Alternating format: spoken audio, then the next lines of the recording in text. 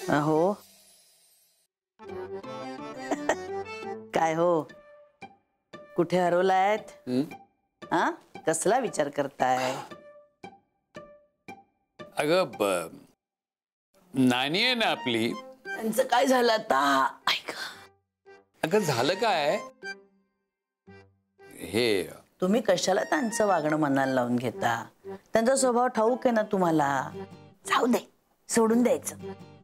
छान गरम गरम थालीपीठ केलंय, ताजी ताजी भाजणी आहे, कुसुमनं केलंय. हो, घ्या घ्या, खाऊन घ्या. तुझं ना हे असं असतं मालू. आता मी काय केलं? तू काही गोष्टी गृहीतच धरून चालतेस.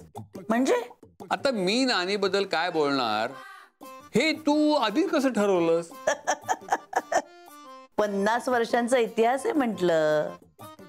पण आता इतिहास बदलला पाहिजे, आजच्या काळात जगलं पाहिजे. मला नाही बुवा कळत तुम्ही काय बोलताय. हे बघ मालू, नानीशी माझं पटत नाही हे आता जुनं झालं. ते आता मनात ठेवायला पाहिजे असं मला वाटत नाही. काळ बदलतो तसं सगळंच बदलतं, आपणही बदलायला पाहिजे.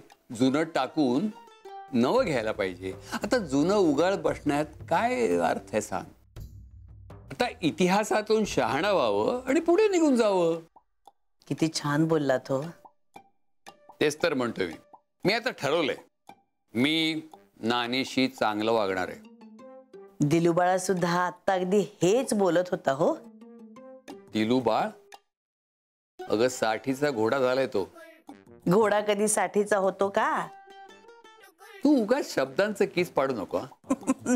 जाऊ दे, जाऊ दे, तो विषय सोडून द्या. झालं. नाही, सांग तरी, कळू दे मला तुझा मुलगा काय म्हणतो. काही विशेष नाही हो. नाही तरी सांग ना. तेच ते तुम्ही जे म्हणालात ना, तेच ते. म्हणजे काय, मी नानी बद्दल बोलत होतो. तेच तो तुमच्या बाबतीत म्हणाला. माझ्या बाबतीत मी नानी सारखा थोडाच वागतो. आता म्हणजे कसं? आता मालू, तुला माहित नाही का नानी कशी वागते ते?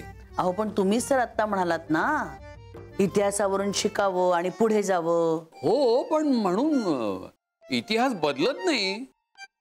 सगळं तुम्हीच बोलताय म्हणून बरं आहे.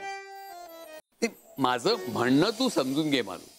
आता नानी विक्षिप्त होती म्हणजे आहे, आता हा इतिहास झाला. म्हणजे त्यासाठी आपण नानीशी वाईट वागण्याची गरज आहे का?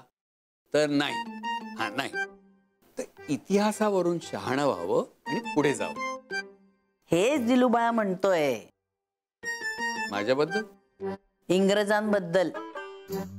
म्हणजे म्हणाला काय बदलतो ना, तसं आपणही बदलायला हवं.